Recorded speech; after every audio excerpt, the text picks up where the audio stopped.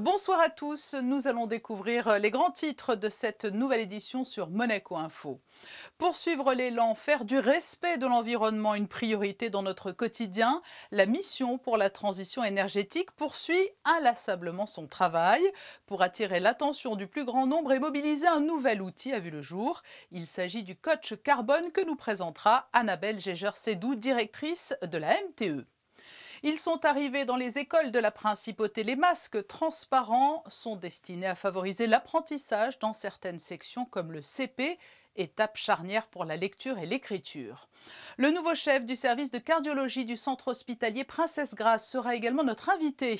Nous évoquerons avec le professeur Atul Pathak le traitement des pathologies cardiaques, les innovations dans ce domaine, les risques aussi pour les patients souffrant d'hypertension, notamment face à la menace Covid-19. C'était un chantier titanesque, il touche à sa fin. Les résidents des jardins d'Apolline regagnent leur domicile. Reportage à suivre. Mais tout de suite, cette annonce du gouvernement princier, le dispositif en vigueur depuis le 11 janvier dernier et arrivant à échéance le 19 février à minuit est prolongé, Alexandra Pani. Bonsoir Patricia, effectivement, compte tenu de la situation sanitaire, le prince souverain a décidé de prolonger l'ensemble des mesures actuelles jusqu'au 19 mars inclus. Concrètement Patricia, le couvre-feu entre 19 h et 6 h du matin est maintenu. Aucun changement non plus pour les règles relatives à la consommation dans les établissements de restauration et le recours obligatoire au télétravail. Par ailleurs, de nouvelles précisions sur la réglementation autour des déplacements sur le territoire français. Après avoir obtenu l'assouplissement de la règle des 30 km au département des Alpes-Maritimes, c'est à présent au tour du département du Var d'entrer dans la limite de circulation autorisée aux résidents monégasques sans test PCR dans un délai de 24 heures toujours. Le gouvernement monégasque a indiqué qu'il appliquerait ainsi la réciprocité avec les résidents du Var. Un dialogue se poursuit toujours avec les autorités françaises afin de lever ce délai de 24 heures. Mais concrètement, Alexandra, quelles sont les différentes dispositions à prendre pour les personnes souhaitant voyager ? Mis à part pour les départements des Alpes-Maritimes et du Var, comme nous l'avons évoqué juste avant, si vous souhaitez vous déplacer en France ou dans l'espace européen, il faudra vous munir d'un test PCR négatif. En ce qui concerne les déplacements en dehors de l'espace Schengen, ils sont pour l'heure interdits, sauf s'ils sont fondés sur un motif impérieux, comme cité sur l'attestation française de sortie de territoire. Si un ressortissant étranger souhaite regagner son pays d'origine, il ne sera pas empêché de quitter le territoire français, mais il ne pourra pas ensuite transiter par la France pour revenir en principauté, sans justifier d'un motif impérieux justement. Et à l'inverse, pour les personnes venant de l'étranger et souhaitant se rendre à Monaco ? Pour les personnes étrangères à la principauté, mis à part bien entendu les Alpes-Maritimes et le Var, un test PCR négatif de moins de 72 heures doit être présenté. Si ce n'est pas le cas, la personne sera soumise à une mesure de quarantaine. Toutes ces mesures relatives au trajet des résidents, mais également concernant les personnes souhaitant se rendre en principauté, sont à retrouver sur le site covid19.mc, Patricia. Et puis dans un autre registre, quand le numérique vient en aide aux entreprises. C'est une opération qui s'inscrit dans le cadre du plan de relance du gouvernement. Plusieurs conférences sont mises en ligne pour proposer des aides numériques en cette période compliquée pour les entreprises. Le prochain webinaire se déroulera jeudi à 16 h sur la plateforme www.eme.gouv.mc autour de la question « Comment améliorer sa présence en ligne pour développer les ventes ?» Suivez le coach, signez le pacte. Ce slogan, c'est celui qui accompagne le lancement du coach carbone, un outil numérique destiné à augmenter toujours plus le nombre d'adhésions au pacte national pour la transition énergétique. La directrice de la mission pour la transition énergétique est notre invitée. Bonsoir Annabelle Gégeur-Sédou. Bonsoir. Pour débuter peut-être, avant d'évoquer ce coach carbone, une recontextualisation avec l'ambition et l'objectif de départ qui ont conduit à la création du pacte national. Bien, cette ambition, c'est celle de notre pays, de réduire nos émissions de gaz à effet de serre de moins 55% d'ici 2030 et d'atteindre la neutralité carbone en 2050. Et le constat est simple, pour tenir ces objectifs ambitieux, une politique gouvernementale est nécessaire, mais encore plus que toute la communauté monégasque s'empare des solutions que nous mettons à sa disposition. Le challenge, c'est d'être tout à la fois assez concret et accessible pour convaincre le grand public d'adhérer à cette démarche en faveur de l'environnement. Tout à fait. Le challenge, c'est de les convaincre qu'il est nécessaire qu'ils passent à l'action. Et c'est un peu l'engagement moral qu'ils prennent à nos côtés en signant le pacte national. Mais au-delà de cet engagement moral, vous avez bien raison, c'est vraiment le passage à l'acte. C'est des actions très concrètes dans les secteurs de la mobilité, dans le secteur des déchets, dans l'énergie du bâtiment, pour agir à nos côtés et réduire ensemble ces émissions de gaz à effet de serre. Et il va donc y avoir cet outil incitatif, ce coach carbone. Qui est-il ? Alors, avant de dire qui il est, c'est d'avoir une plateforme qui a été développée avec le soutien stratégique de la délégation interministérielle à la transition numérique. Donc c'est une plateforme que l'on met à votre disposition pour que vous puissiez vous engager, si ce n'est pas déjà fait, faire votre bilan carbone, si ce n'est pas déjà fait, et une fois que tout ça est fait, suivre vos actions, participer à des défis, participer à des sondages, prendre connaissance de bonnes pratiques. Donc c'est une plateforme pour vous accompagner dans votre engagement dans le pacte national. Lorsque vous parlez, par exemple, de dresser un bilan carbone individuel, ce n'est pas une démarche trop fastidieuse ? Non, c'est une démarche qu'on a souhaité facile, aisée pour tous. Donc ce n'est pas le bilan carbone façon ADEME en France très exhaustif. C'est une version allégée où vous rentrez quelques données stratégiques en termes de déplacement, comment vous vous déplacez, avec quel type de véhicule, à quelle fréquence, quelles sont la quantité de vos déchets. Vous êtes capable peut-être de les mesurer, mais en tout cas au minimum de les évaluer. Et sur l'énergie du bâtiment, de nous renseigner sur le type d'énergie que vous consommez, à quelle fréquence, quel type de consommation vous avez, quels usages. Voilà, donc c'est des questions assez simples et vraiment accessibles à tous. Le numérique, vous l'avez dit, il vous a été particulièrement précieux pour accompagner la diffusion de vos messages et toucher vos cibles ? Oui, bien sûr, c'est vrai qu'aujourd'hui, on a tous envie de faire les choses facilement et de pouvoir les faire sur son smartphone. Donc, c'est ce qu'on vous propose à travers cette plateforme numérique. Votre bilan, votre choix des actions, tout ça, vous pouvez le faire en ligne. Et puis, comme le numérique, quand même, ça reste un outil, vous avez utilisé les bons mots. On a souhaité lui donner vie à travers ce personnage, ce coach, qui a un petit côté humain et encore une fois sympathique pour rendre tout ça un petit peu plus convivial. Et certains reprochent parfois aux défenseurs de l'environnement d'être un peu trop moralisateurs. C'est un écueil dont vous avez conscience et que vous souhaitez éviter ? Je pense qu'on sait parfaitement l'éviter et encore une fois ce personnage ludique et presque drôle que l'on a choisi est tout à fait dans le ton de la mission pour la transition énergétique et du gouvernement où on est en permanence dans la connaissance, dans la mise à disposition des faits, mais vraiment dans l'incitation à agir et non pas ni dans la contrainte ni dans la moralisation. Le message est passé, on invite donc le plus grand nombre à suivre le coach carbone. Annabelle Jageur, merci d'avoir répondu à notre invitation pour nous présenter cet outil. Merci à vous. Les masques transparents ou inclusifs sont désormais utilisés par plusieurs enseignants et élèves de la Principauté. Ils présentent plusieurs avantages. Illustration à l'école des Rêvoirs où se sont rendus Sandrine Nègre, Alexandra Marangoni et Louis Borgia.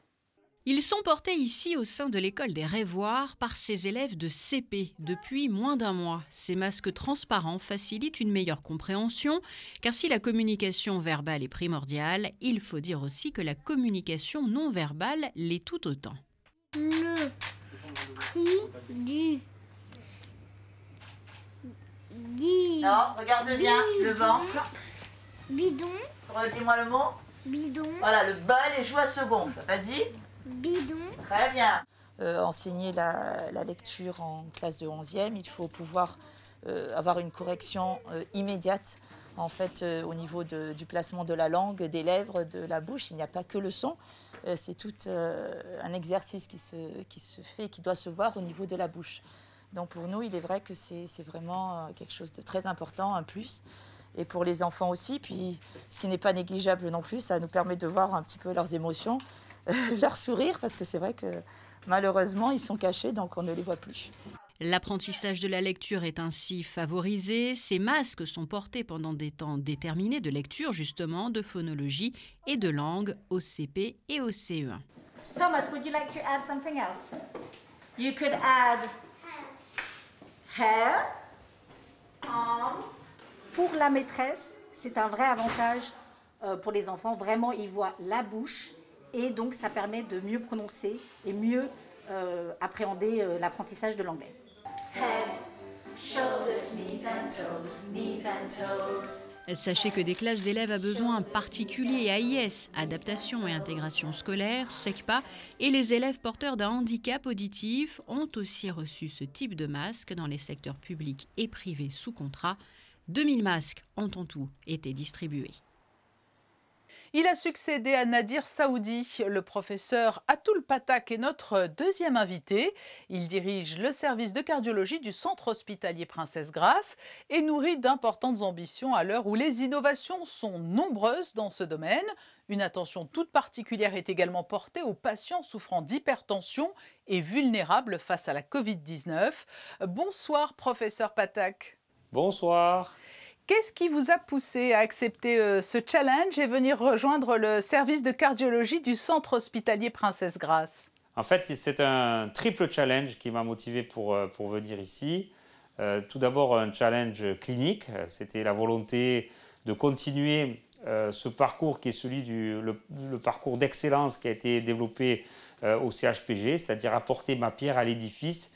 Un challenge structurel, puisque vous le savez, notre hôpital change, il s'agrandit, il innove, les nouveaux murs poussent et donc il y avait une vraie volonté au sein de cette institution d'accompagner cette transition vers le nouvel hôpital et de façon plus générale accompagner l'hôpital dans un nouvel écosystème cardiologique. Et puis un troisième challenge qui est d'accompagner l'hôpital et la principauté dans l'innovation. Et est-ce que les pathologies cardiaques ont évolué, elles aussi, au cours des dernières années?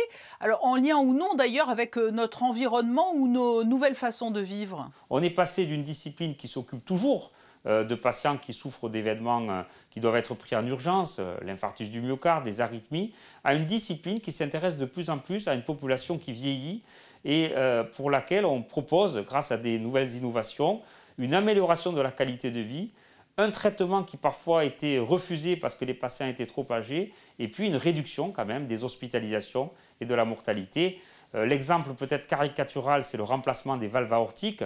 Autrefois, les gens mouraient de sténose aortique, puis les valves aortiques ont été remplacées chirurgicalement. Et aujourd'hui, on peut remplacer des valves aortiques sans intervenir directement sur le cœur par voie fémorale. C'est, à mon avis, un exemple caricatural de l'évolution de la cardiologie moderne. Mais est-ce qu'il y a tout de même des conseils que vous préconisez aux patients? Est-ce qu'il y a des bons réflexes à adopter pour préserver son cœur? Les choses que l'on essaie de défendre quotidiennement auprès de nos patients, c'est de contrôler ce qu'on appelle les facteurs de risque. S'assurer que sa tension artérielle reste dans les limites de la normale, éviter d'avoir un excès dans ce qu'on appelle le mauvais cholestérol, le LDL cholestérol, essayer de réduire son poids, lutter contre la sédentarité et bien sûr arrêter le tabagisme. Et puis à côté de ces facteurs de risque, on va dire classiques, on va rajouter les facteurs de risque qu'on appelle nouveaux, avec le stress au travail, le stress dans sa vie quotidienne, la pollution, qui sont maintenant aussi des facteurs environnementaux dont il faut prendre en compte les méfaits sur la santé cardiovasculaire. Professeur Patak, j'aimerais que l'on évoque le cas des patients qui souffrent d'hypertension artérielle, parce que ces patients font partie des personnes vulnérables face à la pandémie de Covid-19. Comment les accompagnez-vous aujourd'hui face à cette maladie ? Alors d'abord, je vais vous annoncer un scoop, puisqu'il y a quelques jours, nous avons eu la chance au CHPG de bénéficier d'un label qui est un label d'excellence européen. Et nous créons, dans les jours qui viennent, le premier centre d'excellence de prise en charge de l'hypertension artérielle à l'hôpital Princesse Grace. Autrement dit, un écosystème qui va améliorer et offrir le mieux de ce que l'on peut offrir en Europe pour prendre en charge l'hypertension artérielle. Cette population des hypertendus, durant la crise Covid, a été une population qui a été particulièrement mise à mal. C'est un cas de comorbidité, hein ?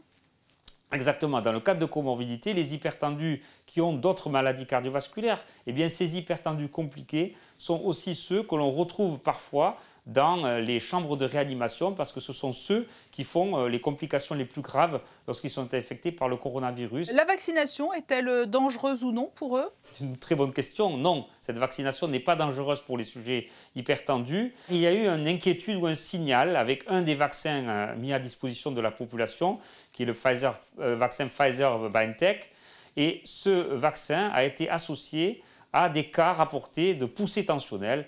Alors, il faut tout de suite être rassurant. Cet effet indésirable est transitoire, il est rare, puisque sur les 2140 effets indésirables rapportés, seuls 71 ont été attribués à l'hypertension artérielle, donc une prévalence très faible, transitoire, peu symptomatique, non grave. Et donc le message, c'est plutôt de rassurer la communauté des patients hypertendus, de les inviter à se faire vacciner. Et si par malchance, ils font partie de ceux qui vont être exposés à une poussée tensionnelle devant la première injection vaccinale, ne pas hésiter à aller à la seconde, donc vraiment de respecter le schéma vaccinal, car il y a un bénéfice beaucoup plus important à être vacciné qu'à ne pas être vacciné, surtout lorsqu'on est hypertendu. Plus généralement, l'on sait que certains malades ou personnes qui auraient pu se faire dépister à temps ont déserté les hôpitaux par crainte que le virus ne circule. Aujourd'hui, vous rappelez à toutes ces personnes qu'il est important de venir se faire soigner, se faire dépister. C'est un phénomène que vous regrettez et qui peut s'avérer très dangereux dans votre domaine d'intervention, la cardiologie? Durant la première vague, nous avions observé une réduction de 25% des admissions pour urgence cardiovasculaire. Et on avait alerté la communauté des soignants en leur disant « il faut que vos patients qui ont des symptômes évocateurs, qui sont essoufflés parce qu'ils ont de l'insuffisance cardiaque, qui présentent une douleur thoracique évocatrice d'un infarctus du myocarde, il faut que ces patients consultent, il faut que ces patients viennent à l'hôpital, car sinon il y a un véritable phénomène de perte de chance. » Ce message est passé et je crois que c'est important de le rappeler. Si vous avez des signes fonctionnels cardiologiques, douleurs, essoufflement, malaise, perte de connaissance, palpitations, n'hésitez pas à consulter. La maladie cardiovasculaire est plus grave que le Covid. Merci professeur pour ce message et cet éclairage sur la cardiologie, votre discipline de prédilection au sein du CHPG. Merci à vous. C'est la dernière ligne droite pour les résidents des Jardins d'Apolline. Les travaux de réhabilitation ont pris fin en janvier. Juliette Rappert a rencontré la présidente de l'association des Jardins d'Apolline alors qu'intervient ce retour tant attendu. Pendant 3 ans, 235 familles ont été contraintes d'être relogées et c'est seulement depuis fin septembre 2020 que les premiers résidents ont pu regagner leur appartement initial grâce aux travaux terminés récemment. Et petit à petit, il va y avoir, là, dès la semaine prochaine, des personnes qui vont commencer à réaménager dans ce bloc A. Le dernier déménagement sera le 6 août. Le 6 août au soir, c'est terminé et tout le monde est rentré chez soi. Des appartements victimes de malfaçons et d'humidité, plus un relogement, une situation difficile pour les résidents des Jardins d'Apolline et Hélios, mais aussi pour leurs chérubins. Moi j'ai 2 garçons, donc au jour d'aujourd'hui ils ont 17 ans et 14 ans. Et eux c'était très compliqué au début, la perte de repères, changer de quartier. Mais c'est vrai qu'ici c'est important, les enfants ils ont hâte de revenir. On se donne donc rendez-vous le 6 juin pour fêter le retour de tous les habitants des Jardins d'Apolline.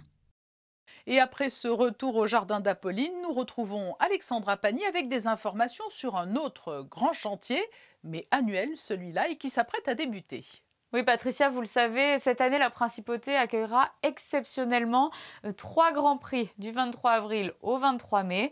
On débutera donc avec le Grand Prix historique fin avril, puis le 4e Monaco e-Prix le samedi 8 mai, et pour finir, le Grand Prix de Formule 1 du 20 au 23 mai.